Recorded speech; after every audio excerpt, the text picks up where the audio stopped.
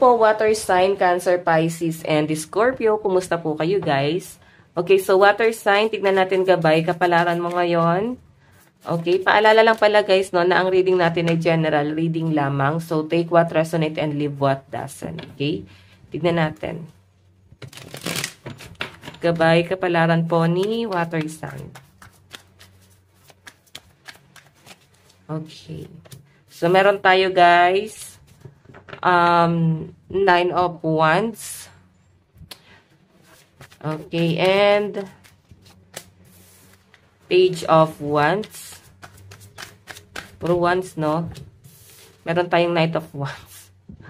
Okay, madalas lumilipad ang isip ng mga water sign. Actually, sa pinapakita sa akin, nandun ka sa point na nag-worry ka pagdating sa stability, no? Nag-worry ka pagdating sa estado mo sa buhay. Ayaw mo ng ganyan lang yung sistema mo, no? Sa pinapakita sa akin dito, guys, parang gusto mo ng something more. Yun yung bagay na hindi mo, guys, talaga makuha-kuha pa. Okay? May pinapakita sa akin, meron kang iniisip dito. Ayan, lumilipad yung isip mo, no? May tinitignan ka sa malayo. Knight of Wands, Four of Pentacles, and the World. Okay, so sa pinapakita kasi sa akin dito guys, para bang moving forward na dapat yung energy mo, no? Pero ang nangyayari kasi water sign, mukhang hindi mo hinahayaan yung sarili mo na mag-grow. So, ano ba yung nagpipigil sa inyo guys? Okay, ano ba yung nagpipigil sa iyo para hindi ka mag-grow? Siguro pagdating din to guys sa stability mo, may mga bagay ka guys na hindi mo pa guys kino-consider or hindi nyo pa guys naiisip. Ganun yung pinapakita rito, guys. Okay? So, Page of Wands, Knight of Wands, may nakikita akong paparating sa inyo. Maring may nag-iisip sa mga water sign. Pero naguguluhan itong taong to, guys, no? Naguguluhan siya. So, kung makita nyo, guys, Knight of Wands, gusto ka pa rin ng taong to, pero naguguluhan po siya. Okay? Tignan natin. Siguro naguguluhan siya pagdating sa sitwasyon yung dalawa. Pero sa nararamdaman niya naman sa inyo water sign, hindi naman siya guys naguguluhan. Maring sa sitwasyon lang to, no? Tignan pa natin.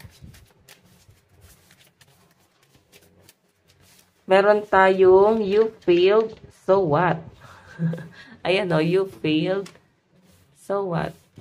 Siguro may mga pagkakamali kayo guys na nagagawa. Yun nga sabi ko kanina, nag-worry ka pagdating sa stability mo. Sa estado mo sa buhay, nandun ka sa point na natatakot ka na pwedeng mawala ang mga bagay-bagay sa'yo. Okay, pero parang handa na kayo guys, kesa stress ka. Sabihin natin na, yes, nakukuha mo yung mga bagay na gusto mo ngayon, pero stress ka eh. Meron tayong do what you love. Okay, meron tayong I can only count on myself. What else? Meron tayong relieve that pressure. Okay, so water sign ang sinasabi rito, gawin mo yung mga bagay na gusto mo. Nagpapaligaya sa inyo. May nagpipigil sa inyo guys na gawin yun eh. Siguro kasi nakukuha mo yung mga bagay-bagay na gusto mo sa sitwasyon mo ngayon. Or kung nasa ang sitwasyon ka ngayon, no? Pero, natatakot ka kasi guys na mawala lahat ng meron ka. Pero sinasabi kasi rito guys, no? You failed, so what? Gawin mo ang mga bagay na gusto mo. Kailangan mong bitbitin yung sarili mo. You know, I can only count on myself. Ang problema lang guys, takot ka nang mawala talaga yung mga bagay-bagay sa'yo. Relieve the pressure, oh. Siguro kailangan pag-isipan nyo mabuti kasi sobrang gulong-gulo na yung isip ng mga water sign dito, guys. Ayan, naguguluhan ka na sa sitwasyon mo ngayon. Maring nalalagay ka sa alanganin, guys. Ayun, no, nature is your ally. So, siguro ang kailangan ng mga water sign, mag-relax ka muna sa malayo. Or, kailangan mo siguro muna, guys, is, diba, ipamper muna yung sarili mo. Like, mag-me time ka muna.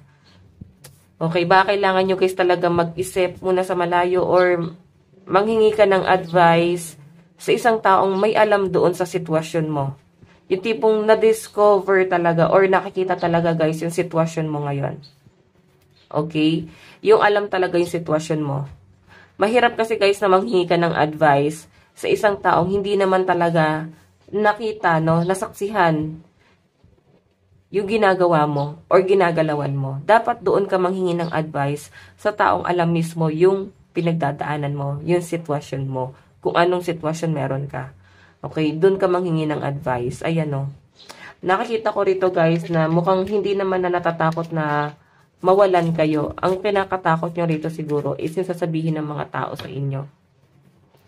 So, ba't nyo guys iisipin nyo sasabihin ng mga tao, diba? Ang isipin mo rito, kung ano yung magagawa mo sa sarili mo. Like, magiging masaya ka dun sa bagay na yon.